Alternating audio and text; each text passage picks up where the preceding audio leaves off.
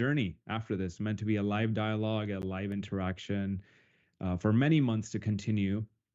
And as we get engagement, hopefully much beyond that, much beyond this event. This event is just the first place where we're starting this conversation, this dialogue around what it means to be an integral leader, an integrative leader that brings both all aspects of themselves, our mind, our heart, and our body into our work. So I want to start by just welcoming everyone that's joined already. Folks from Microsoft, and also this event was posted on LinkedIn, so folks beyond Microsoft also are welcome. Thank you for joining. How to achieve peak performance without losing your sanity is the theme of this event, and also a subject in many subtle ways in a lot of Adam's blog. If you read Adam's blog, that was actually an inspiration for why we chose that title, because we feel like that's what he was actually talking about in a lot of his blog articles, conveying that message very deeply of how do you balance. We want to be all high performance, we want to have success, but at the same time, we're all real people. We have a life, we have families, we have loved ones, and just our own mental health itself. So I'm your co-host, Nitin Garg, and also will be your humble guide in the Teams community called Integral Leadership that you can join by scanning the barcode here, as I mentioned. I'm going to stop sharing my screen now, and we're going to start diving into the conversation. And welcome, Adam. Adam, I'm going to briefly just introduce you, and then really we're going to kick off into the conversation without wasting much time. Adam, you're the VP of product at Microsoft. You lead a huge talented team of product managers, 40 plus product managers across products such as Microsoft Team itself, which we're using today, Viva, SharePoint, and Search, and I'm sure many others that we don't even know of. This collectively represents a user base of 200 plus million customers. That's just mind-boggling to even think about that number. That's almost the size of the United States, with a TAM in excess of $80 billion. Now, those are the stats, of course. And I want to first just take a moment to welcome you and thank you for making the time to be here. Yeah, no, thank you. And obviously, I work with such talented people on the team, and then other VPs of product at Microsoft and within the organization that think about all these products as well. It really does take a village of a bunch of folks and a bunch of leaders to make these things thrive and come alive. And I'm really excited to be here, Nitin. I've had some leadership coaches over the years that have been really instrumental in my development and my career. And I was just actually having a conversation with one yesterday. I was like, wow, it's going to be fun to sort of peek behind the curtains and let other people see what leadership coaching in action is like. And so I'm really, Nitin, I think it's super awesome that you're forming this community, and your expertise, and I know your history of both being, in the industry and now coaching about the industry. I think a lot of people are going to learn today, what the art of coaching is like, as well as hopefully we'll have a great conversation. Yeah, absolutely. Thank you. And yeah, it is so often a hidden dynamic because often those conversations are one-to-one. Usually you're working with a coach. And so, yeah, we're definitely going to bring elements of that, huge elements of that into this conversation today. So to kick off with, Adam, I promised a non-typical conversation.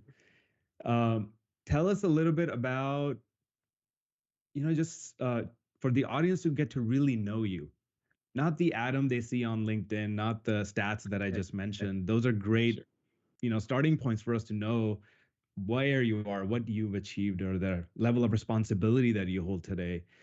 But to really get to know you, what are some key life moments you want to share with the audience? How can they get to know you? It's a good way to start. Certainly, I want to sort of lean in and be vulnerable with you and talk about life. So what better way to start? I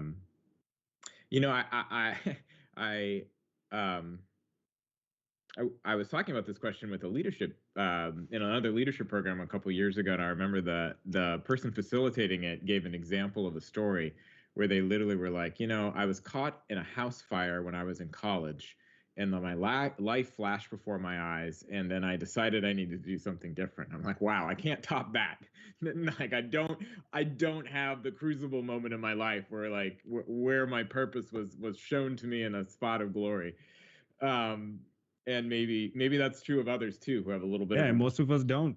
yeah, this imposter syndrome over something that mostly you read in fiction or something like that. I mean, I actually think perhaps it's also prosaic for someone in this industry, but I think if you want to understand me, I think a story I'll tell is when I was very young, my parents got a computer at home, an Apple IIe, and that led to the 286, the 286, the Pentium, and onward. And I've been reflecting recently about the foundational events in my life a little bit, and while that one's pretty typical for many of us in that generation, like for me, I it was pretty foundational, unlocked quite a bit for me. And then as a parent now, I think about the reason I tell the story is just how miraculous it is. If I think about what my parents did, my dad's a dentist, my mom's a high school teacher, and in the late 80s, early 90s, to sort of realize how transformational bringing something like that into the household would be is sort of amazing when I think back on it. And as a parent now, and I think about what to introduce my kids to, and then the way they did it too, it sort of, I think, for those that know me, maybe can see a little bit of me in how they approached it, where they put the computer in my room, which maybe is a little more controversial today, but back then it was there wasn't the controversy that would exist with that. But the whole point is they wanted it to be my machine, not the family machine, not theirs. They actually sort of brought over a friend who knew about computers, and they didn't take lessons from that friend. I took lessons from the friend, and I was the one teaching my parents about the computer. And then they were very probably overdid it, but they're very like proud of what I learned about computers. And it was just like I was just realizing how much they made it my thing, and how much I also am motivated by somewhat that external praise and validation. It was definitely a household of leading and parenting through praise versus anything else. And I think that was very foundational for me. And I just think, and obviously, like, if you follow that through to its course, I was one of the first 0.1% people on the planet to ever use the internet. Which, literally I was thinking about the other day. Would I rather be one of those people? If you really want to date yourself, you can even mention the year, but well, I just doing the math of like when, if you 6 billion people on the planet, 5 billion use the internet today. So what's 0.1% of that? And, if you're in the early AOL days and the first ones to use a browser, like you're in that camp, right? Mm-hmm. And like seriously, if you told me I could have two choices in life, I could literally win the state lotto or I could be in that camp, I'd probably choose being in that camp. Like what a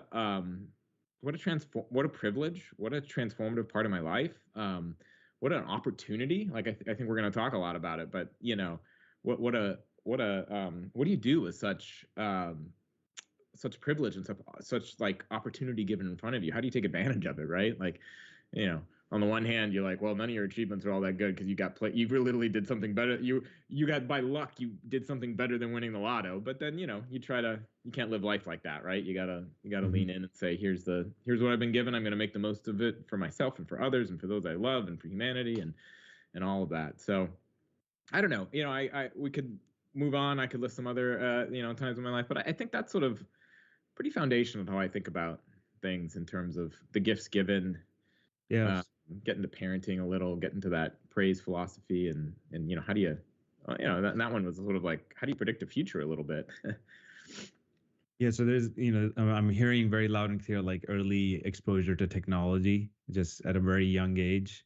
And similarly for me, I remember actually, being a kid in India, being on my own dad's desktop, and this was, my dad was using it for work, but we had Windows 3.1. I believe that's what it was called. Sure, yeah. And that's how my journey started as well. And we were one of maybe, I didn't know anyone that had a computer besides my dad. My dad happened to be, he's still a Microsoft developer today. Doesn't work at Microsoft, but codes in Microsoft technologies. But that's sort of what started off my journey. So I see some reflections of that as you're Totally. talking about that, and just how did that? Of course, it gave you a lot of exposure to technology. How did you see that playing out as you progress further? Did that determine your interests, what you pursued, what you found eventually interesting, and decided to double down on? Yeah, it's really fascinating. I actually, I don't think I would have said early technology was part of my origin story until I thought about it.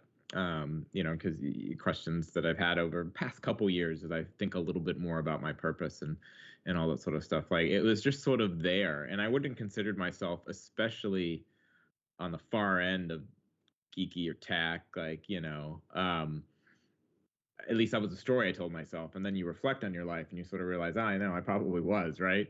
And for me, I wasn't, I majored in business, I majored in computer science. I didn't really know what I wanted to do. It wasn't like I was, many folks on this call that are involved in tech probably like I knew I needed to be in tech from day one. That definitely wasn't me. Yeah, But I do think if you neither look back, me. well, where I ended up, which hopefully wasn't, I believe in free will, but I do think, and my parents never told me like this is what I want you to be when you grow up.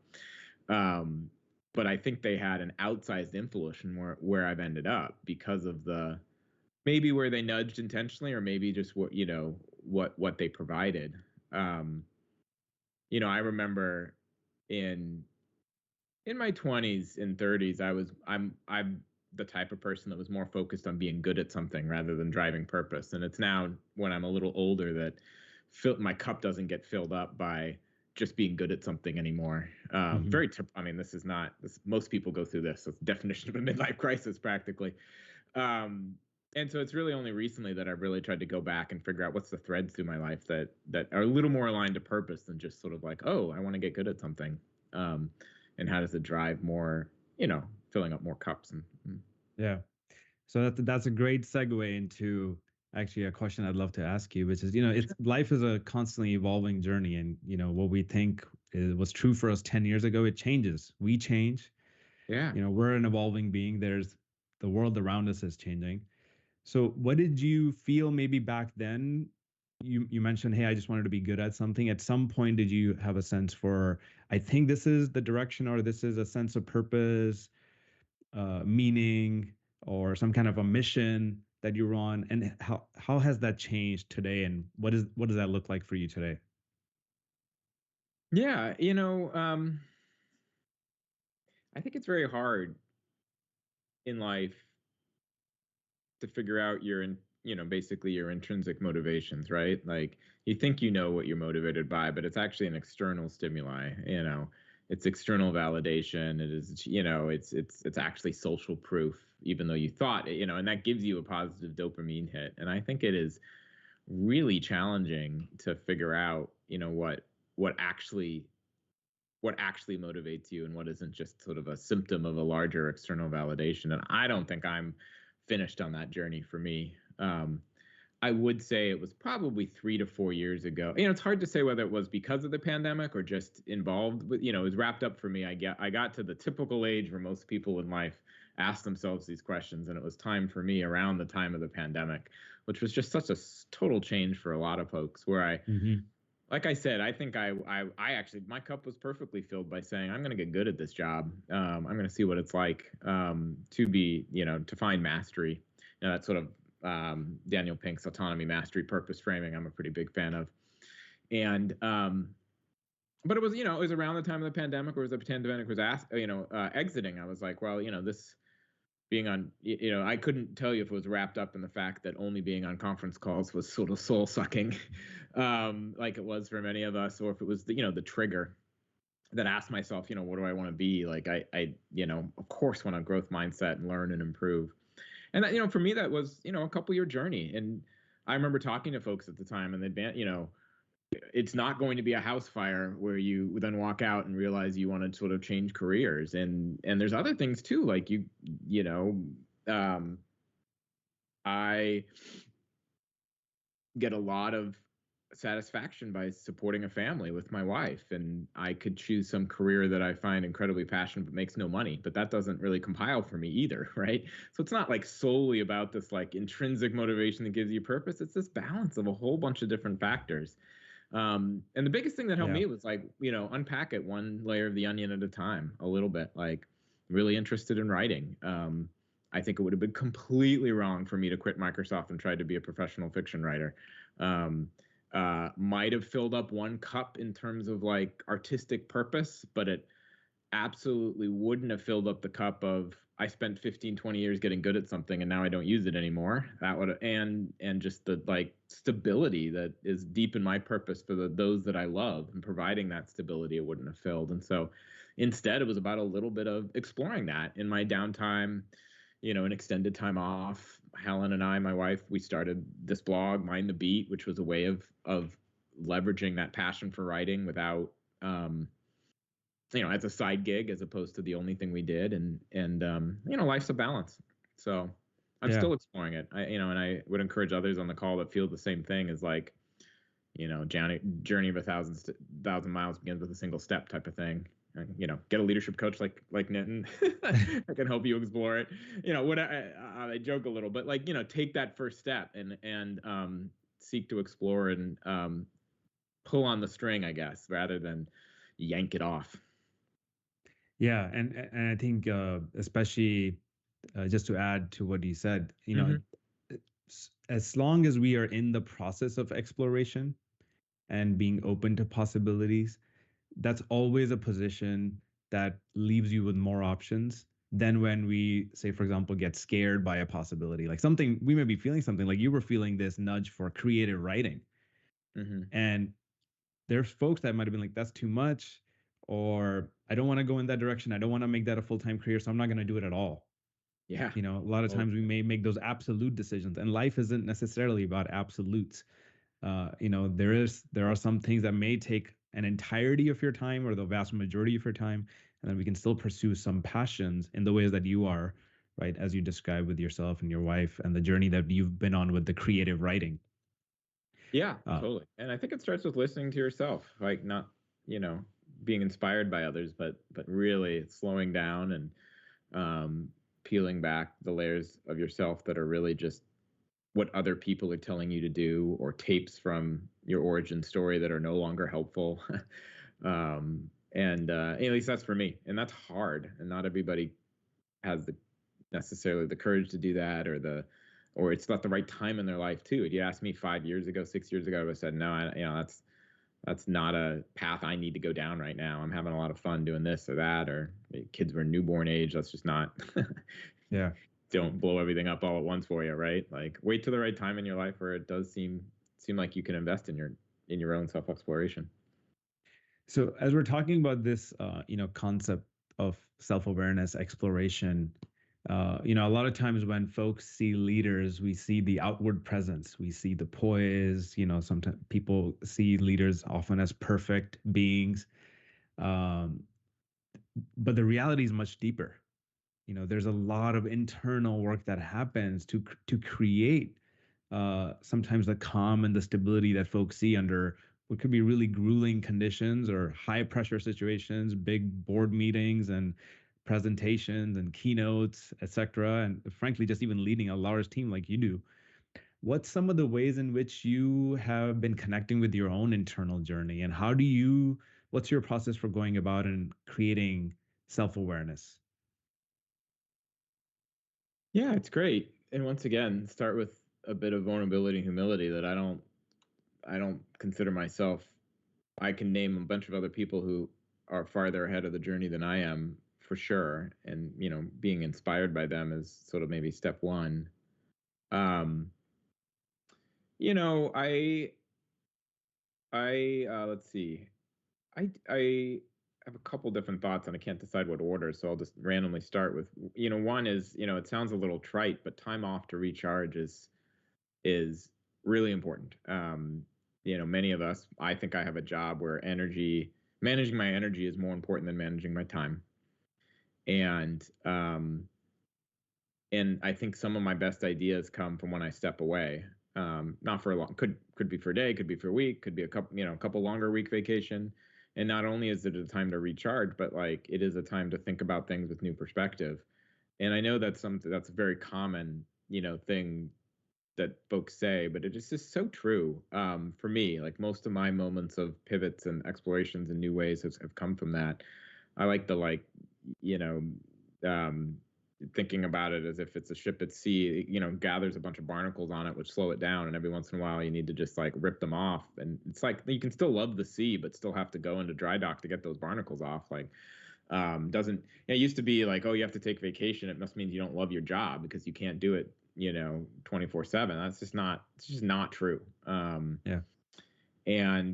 And so that is one. And it's just simple and it's actionable, and don't skimp on the amount. Like, I think I'm a better leader, and I think those that are around me are better leaders when they take time off to recharge and come back and then dive deep. But I read there's, a certain way. I saw the specificity in one of your blog articles on like how you break down your weekly schedule.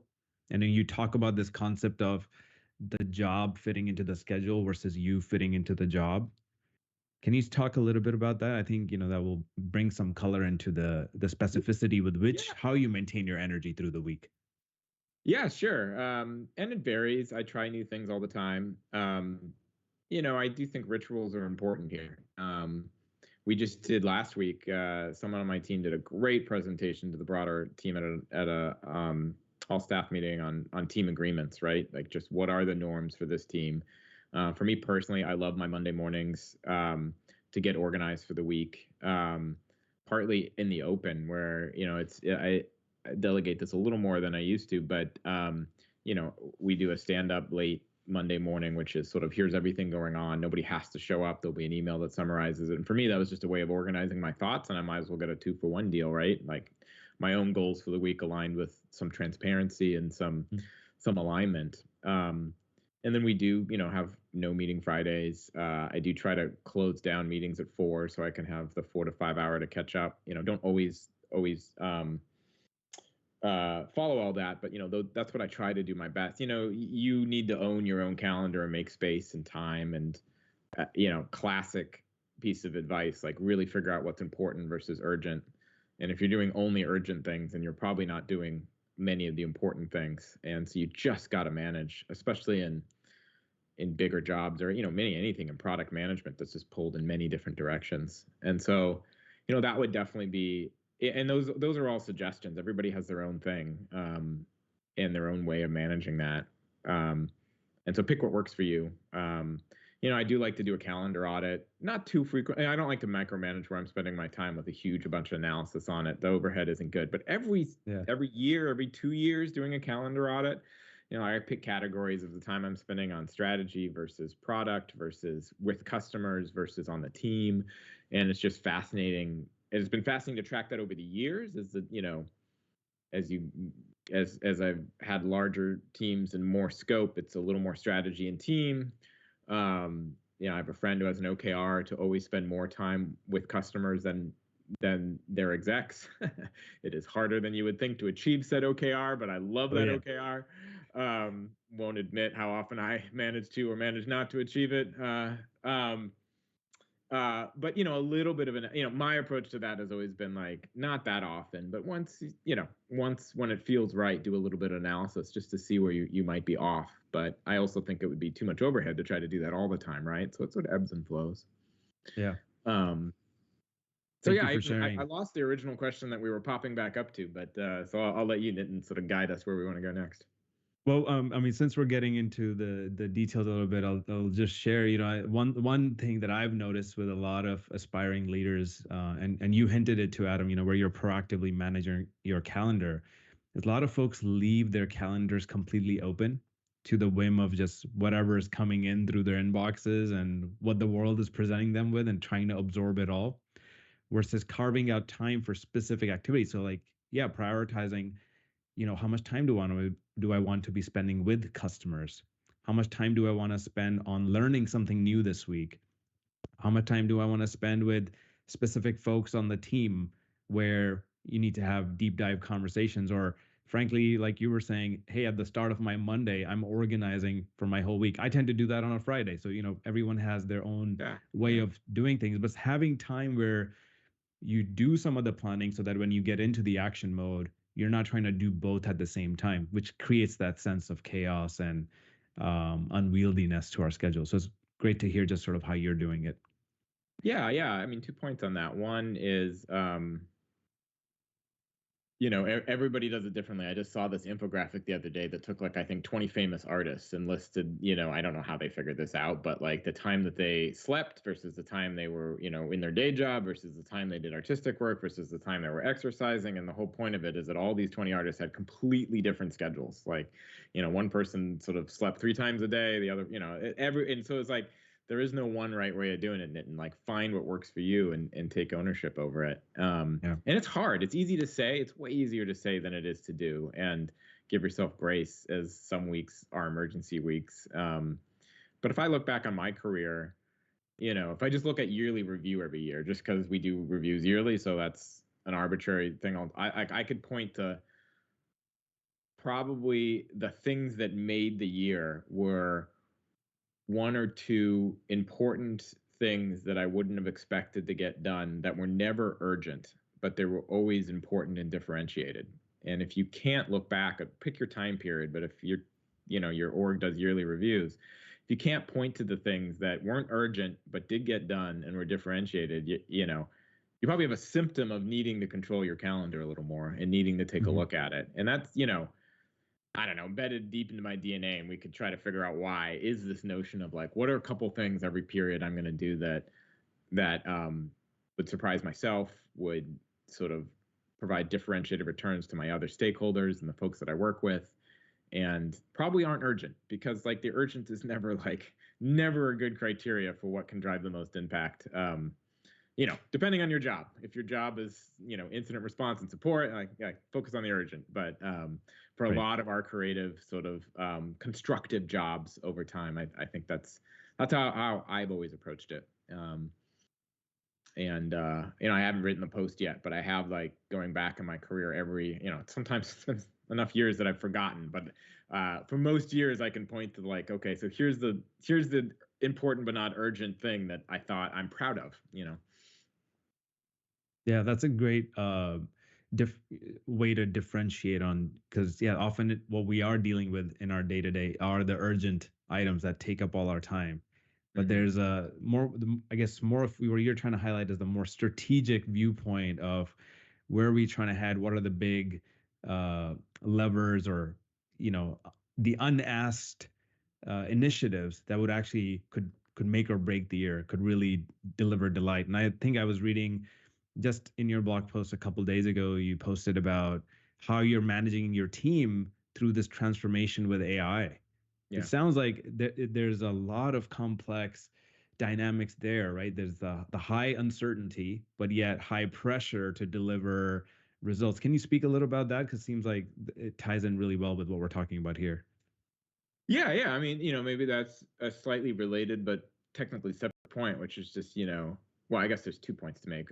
One is just know the context that you're in. I do. One of the funny things, I remember when the cloud was first happening. So it's 10 years ago, 8 years ago. And we were shipping every 3 years with on-prem release cycles. And, we had to figure out, to be early, middle, or late in adopting the cloud and transforming the Office organization in the SharePoint.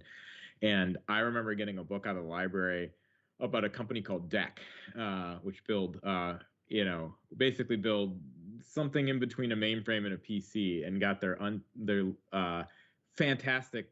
If you read about the history, they had such a unique culture. People will talk about they loved working there well before my time. But if you also know the history, they got their lunch eaten by the PC revolution and couldn't cut up. And it just was that just read this it was 1970s and 80s a first person view of what was going on there. I was like, oh my gosh, this is happening again. This industry is just an ever repeating cycle, right?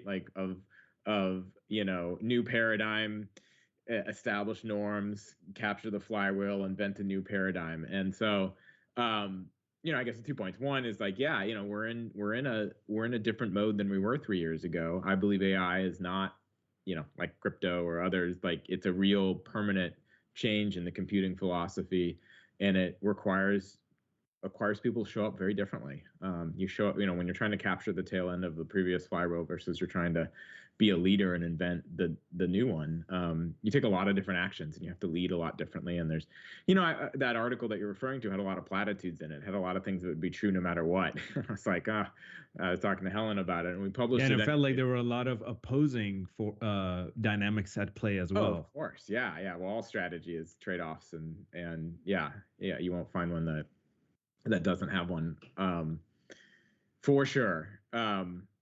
And then, getting back to the root of your question, though, like one of the reasons I focus on important, not urgent, is not everybody needs to have a goal to have a job like mine or be a partner or exec at Microsoft. But if that is your goal, like if I had to describe what it means to be a partner at Microsoft in 10 words or less, it would be the company trusts you to find your own job. The urgent will be taken care of, broadly speaking, most of the time by other people. You are being paid for your judgment, and you're being paid for saying most things are going to happen whether you showed up or not. So you are here. We are paying you. So go make a difference. And those that get to the ranks of partner at Microsoft are those that we believe will take that opportunity and do a lot with it. Of course, there's the failure pattern of like, I got a partner and nobody's telling me what to do. I guess I don't need to work anymore. But like, we never report anybody to partner that's even close to that. So it really isn't it's not about the failure pattern. It's quite the opposite. It's about like, over your career, how have you done with these elements of ambiguity? How have you done figuring out what might be important? How have you done making sure you're changing and evolving the org versus just being responsive to external stimuli? And so, another extra reason I think to focus on that, mastery of your calendar and your time is, if you'd like to have positions of more authority in a place like Microsoft, like that, we trust you to be able to do that on your own and be self-aware and self-motivated around that. So one of the dynamics we're talking about here is just this: the world around us is constantly transforming, and it's just the speed at which it is transforming seems to be increasing, right? And likely there's no slowing down anytime in our near future. Doesn't seem like it. And I've heard you talk about this in bits of like how throughout your journey, you've witnessed the different paradigms. And I'm curious if you can share with folks any philosophies or ways. We're talking about judgment, self-awareness. How have you transformed? What are some ways that you have been able to adapt to the changing times? Yeah, I mean, I've always felt like my job as a team leader, and sometimes I do it well and sometimes I don't, is to provide a sense of safety to the team by helping everyone figure out where the puck is going. Mostly, let's keep it concrete from the expectations of product management. I started at Microsoft. It was called program management. It eventually transitioned to something called product management, and now it's sort of an industry you can get degrees in. None of which was true at the time. And it's a hit and trend-driven profession, just like everything else in life. Maybe not quite as much as Taylor Swift's music, but somewhat similar in that I was hoping we were going to talk about her at some point.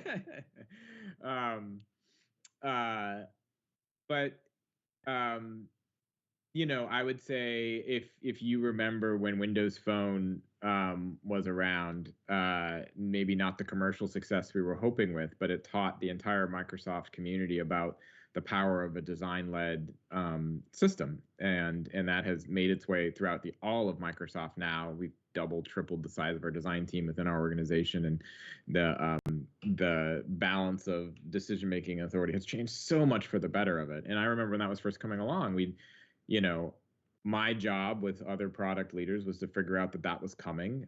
We did like these, training sessions on how to work with design and what design was, and just, generating that sort of empathy and change. And the whole goal was to sort of like, for most of my team, I hope they say, among other things, they're like, oh yeah, I know what trends are coming, and my team has got ahead of them before they've become an emergency by training, by adopting, realizing these things. And so I think a lot about that. And I think about how to simplify the message, because of course you get Mm-hmm. overwhelmed. There's 20 things product managers are supposed to do now, and they're supposed to use ChatGPT every day, and they're supposed to understand what a paradigm shift is, and they're still supposed to be design focused, and then they're supposed to understand the difference between, but like, all great marketing is simplification and choosing things to focus on. And so, once again, like, these are themes that take years to play out. So, over time, I try to noodle and talk with others and come up with that core thesis. And so that, from a trend perspective, I try to invest in that as time goes by. And, for my own development, it really, what got you here doesn't get you there is a common refrain, but definitely true. I remember early in career, anyways, it was, a lot about managing a whole bunch of details. And now my job is way more about signaling support, focusing on the expected impact and leaving room for others to figure out how to get expected impact. And, that's just one example of how there's the industry change, there's the product or the role sort of evolving. And then, as you go through your own career, I think you have different expectations, priorities, focus areas, and it's the fun part of the job. I have been in a similar job for quite a while, and one of the reasons I'm okay with that is because I do feel like it gets reinvented quite often. Yeah. It's interesting how, when you're talking about there's the industry. So what's happening in the industry overall, the external environment, your own role is evolving, and perhaps, expectations within your organization for certain transformations that the organization is going through also. Yeah. So how all of those come together have such a huge impact on just our own transformation. Totally. One of the things I'd love to shift a little bit and go a little bit deeper. Sure. In the 10 or so minutes that we have before we go to Q&A. Often, been underneath some of our operating system as people, there's the beliefs, there's behaviors that we've gotten accustomed to, whether we acquired them growing up, certain beliefs, through whatever family culture, and the culture that we were raised and born into, that we acquire. And I'm curious if you mentioned you've worked with coaches, and obviously you've done a lot of personal transformation work over the years. What are some beliefs or behaviors that you recognize during your career that held you back? And are there any such that you recognize today that might be holding you back and that you're working through? I think, a peek into the vulnerable Adam would be great for others to see sort of how we can lean into vulnerability ourselves. Yeah, I was just gonna point out, this feels very much like a coaching session now, Nitin, which is perfect. I think this is like letting people know the types of things you unpack in demystifying exactly. Because, like, yeah, being able to talk about it in a safe place authentically and workshop it is, I think, super critical.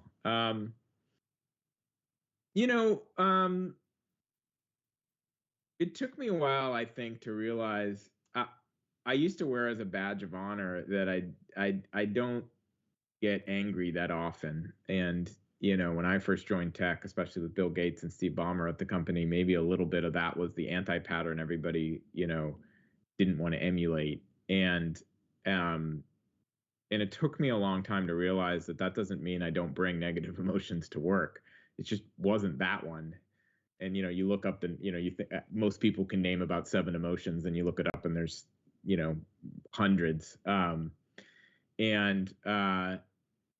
I think in the deepest, darkest parts of my career, cynicism was really my crucible, and the thing that I brought it was negative. And that's pretty typical. Like, I think, we all think we're smart. We all think we know better. And you don't realize that manifests itself in a pretty toxic negativity that just holds you back. And not holding my peers or folks on my team accountable for when they're being cynical, and instead of leaning in, like, as a leader, it gets 10x worse. Like, somebody's cynical to you and you're like, oh yeah, that's totally effed up.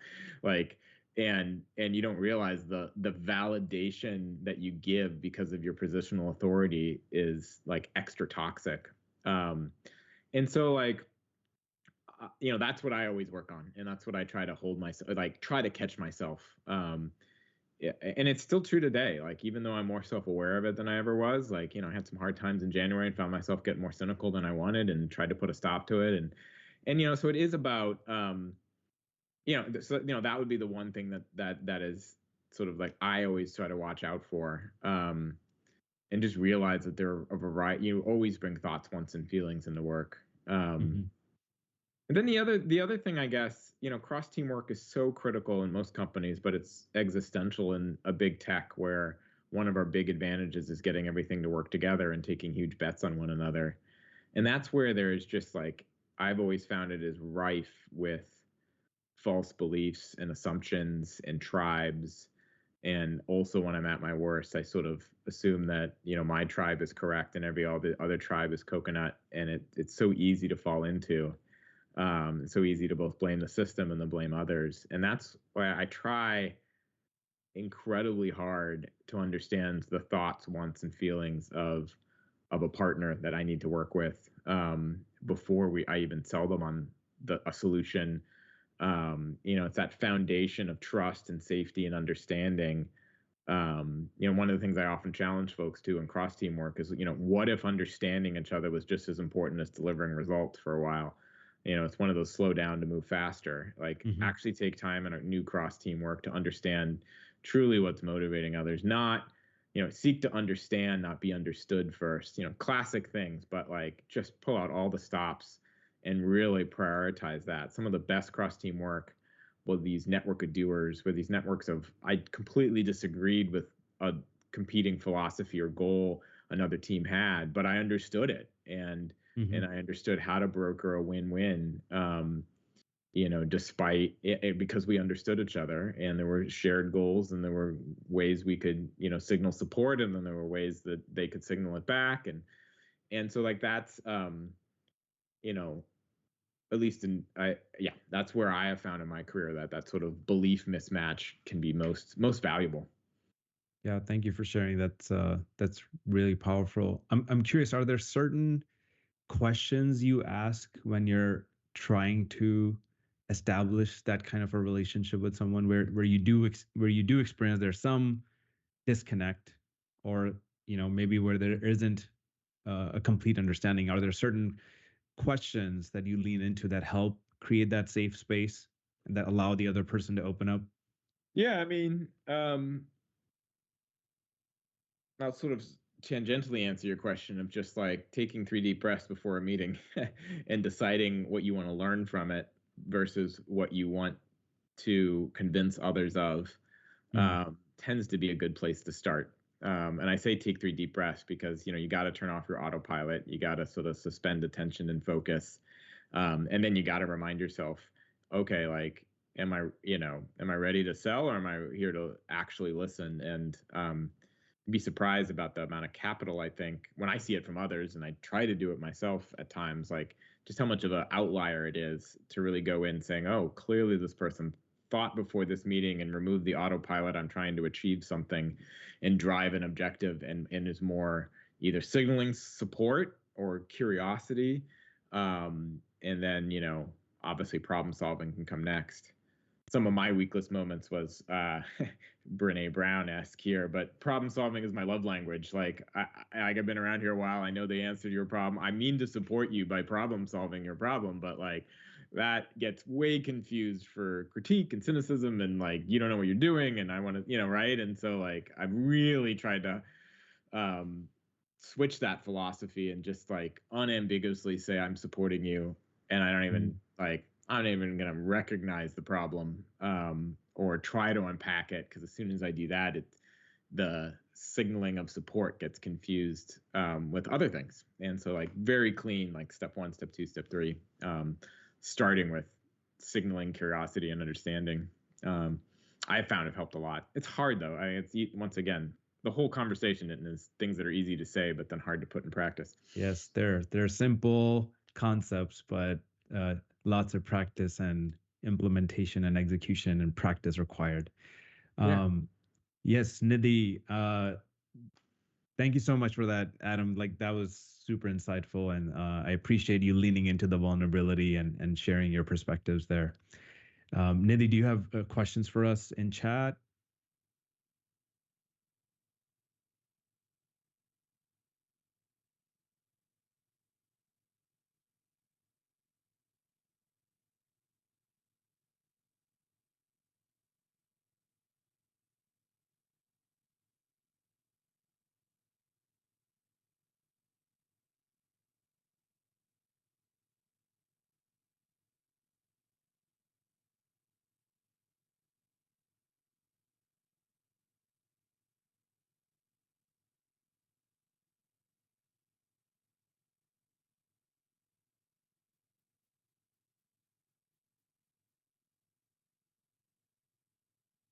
Yeah, I can think of a couple. I'll choose one, and we can choose a second if we need to explore it more. Um, I don't know how many years ago. Everything is 5 to 6 years ago now. But Microsoft did not really have a coordinated enterprise search strategy. We, if folks are familiar, not to get too detailed, but there was what ends the story with the announcement of something called Microsoft Search. Began the story with bringing a bunch of disparate teams together. If you looked at our product at that time, there would have been 5 different, sometimes 3 or 4 search boxes on the same page, and certainly never as you cross app in the same location. Different tech stack, including some age tech stack that was brought forward from on-prem, and a bunch of teams that came together with one goal of simplifying and helping our customers and leading in the industry of search, but wildly different approaches on how to do it, including the Bing organization, who did not have much experience in enterprise, but certainly had a lot of experience in search and a lot of passion and energy and was moving fast. And so, it was a really interesting example. Like my job as SharePoint, sort of the historical owner of the legacy technology and a bunch of existing customers, was to not like, in theory, I could have, in fact, I think I made this mistake. I tried to show up at first and say, I'll just be really blunt. I hope I wasn't this bad, but all the existing customers are my customers. I've worked with them for years, and I know what search needs, and you all need to like plug into like my mental model of things, and I have the mandate to do that because I've been working in this for a long time, and the only success we have is in the UX that I have owned for years, and I don't think I was ever that bad, but I was probably closer to that than I'm care to admit, in terms of just like I came with an objective. I came with a fear that this thing was going to be reinvented and a bunch of existing customers would be left behind. And that is a very real concern, but I translated that real concern into, not signaling support. And eventually we understood each other. Like, it was great that the Bing organization was bringing, like, we weren't winning. So it was great that the Bing organization was bringing in a fresh perspective and ability to move rapidly. They were a classic team that was solving 10% of the problem incredibly well. That is a gift, not something to be cynical about and point out the 90% they weren't solving. Figuring out like what everybody's super strengths are. And then, we thought a lot about how we came together as a V team and didn't do a hub and spoke model. We didn't have one team that then everybody else was telling how to do. We had this like vibrant network of doers that was marching towards what ended up becoming, after a review with our CEO Satya, Microsoft Search, and an aligned strategy across tech, across UX, across understanding the role each player in this thing would make. And so that's a tangible example of anti-patterns that we could fall into. You said specifically about signaling support. It's about finding people's strengths, parting what motivated them. On the Bing side, they were very motivated also on driving traffic to Bing for a variety of financial reasons, and sort of understanding that was going to be something that I was never accountable for, but was really invested in understanding their point of view, was also an example of like, yeah, understand their wants. Their wants there was that sort of business objective. Their feelings was they were a scrappy team solving it pretty well, and their thoughts. Oops. Did we lose Adam? That we learned from. And Adam, if I may add, one thing I heard you also say in that was just, and maybe it was more clear in hindsight, but recognition of the fears that were playing part as you were leaning into this journey. Yes. And I've often found helpful, if we, for one, at least even recognize, hey, what are my fears as I'm leaning into something new or a change, and either at least put them aside as awareness, and better yet, if we can, share them with the folks we're about to collaborate with in some way so that we all become comfortable sharing some aspect of our fear, right? And then Oh, together, the fears can start to come down a little bit. More collaboration can open up, so we can really tell each other, yeah, we're here to support each other and come up with the best solution for the customer while we're aware of the organizational changes and the dynamics at play. oh, I love that. And yeah, absolutely. I've had times in my career where I've shared my fears with partner teams and others. And I'm going to agree with you, but it's going to sound like I don't for a second. And I've been completely rejected. And I felt so burned and so vulnerable. And frankly, it was almost so permanently damaging that I just 1,000% agree with you, right? Like, it was just clearly never going to work. And we figured it out quick because I shared my fears and I wasn't talking about, that was never going to work. We could have spent another year figuring out we weren't going to be able to work together. But and then I've had times where it totally does work. You're right. Like, this is the basics of how you build trust with someone other, is you share your concerns, you feel validated, you validate others' concerns. You don't have to solve them immediately, but you work it. And then, you're right, norming this ability. And most people have that with their team. Most people would say, for those immediately around me, what's rare in the conversation we're having is to be able to do it with the other tribe, so quote unquote, with the partner team. And especially in the era of AI, especially in big tech, breaking down those tribes and having those same things you would do with the person next door, doing it in the large matrix team. That's sort of what our CEO Satya likes to say, thriving in the matrix. So critical, so important. Yeah. Well said, Nidhi. Go for it, Nidhi.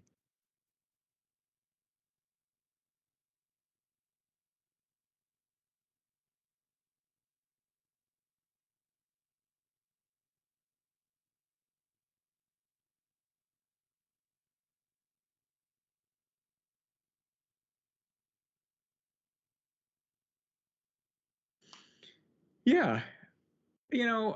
I it's a tricky question to give a quick answer to. Because all my quick answers tend to be misunderstood, I've found, as I've answered that question. So I'll give a couple things that hopefully don't miss. One is customers. Like, it sounds trite, but a lot of folks on this call probably work in product. And you can figure out what's truly important versus urgent by spending more time with customers and coming up with your mental thesis for what customers need. I actually read this thing the other day that some people are creating custom GPTs trained on the personas of customers. And so they could literally go to this GPT and ask a question, using all the customer signals and literally ask it, what should I do here, customer? And it would come back with some synthesis. Whether you do that through technology or you do that in your brain, I think it's good. It's also a dangerous answer to the question because you could end up with such conviction that you think you need to solve something, but you don't have the context from engineering, you don't have the context from others. And so it ends up being dangerous advice because people die on the sword of truth and justice if they think they understand customers so much that that you can overtake that advice. But I still think at the end of the day, there's no answer to that question other than be grounded in customers. And then the other answer to the question, which can also be misunderstood, is honestly just social proof is super important, especially in a company like Microsoft. Ask the dev lead, ask your boss what's most important to them, see what's common on that list. And if you're in a dysfunctional organization, you're going to get the wrong answer. But if you're in a very functional organization, to be honest with you, hunting around and especially talking to leaders who think a little bit more about impact and what's coming next is a great answer. Once again, that can be misunderstood of just, the answer to this question is go please your boss or turn off your own brain or be political. And so don't do those anti-patterns. But I do think like most things in life, grounded in customers, social proof. Those are two very good ways of figuring out importance over urgent or whatever. So yeah, Thank you, that's Adam. yeah. Thank you. Thank you for, I really want to just thank you. I know we're at the top of the hour, so I want to thank you for taking the time today to chat with us, share your insights, being vulnerable with us, and really sharing some of the deeper insights that I know folks will really benefit from. So thank you. Just a heartfelt thank you for you being here and sharing with us. So happy to be here, Nitin. This is a great conversation. You're obviously a very talented coach. I've worked with many, and I can tell that you know how to get to the deeper issues. I had such a great time. It's great to see. I think I saw triple-digit folks on the call. So what awesome attendance! Thank you for everybody attending. And I'm sure I'm going to speak on behalf of Nitin. Please join the community, or reach out to me if there's any other questions or something I can help with. And hope everybody has a fantastic day. Awesome, man. I'll briefly just put up the banner here so folks can scan the QR code if you haven't already. Thank you for joining us. And yeah, as Adam pointed out, if there are areas in your leadership journey that you're working through, or simply curious to just lean in more proactively, come join the community. We're going to have a good time. There will be a kickoff, sort of an intro to the community event happening this Friday that I'll be posting shortly in the group. So you can scan the QR code, join the community, and I hope to see you there on Friday. And once again, thank you, Adam. Thank you, Nidhi, for helping organize this wonderful event. Yes, thank you, Nidhi.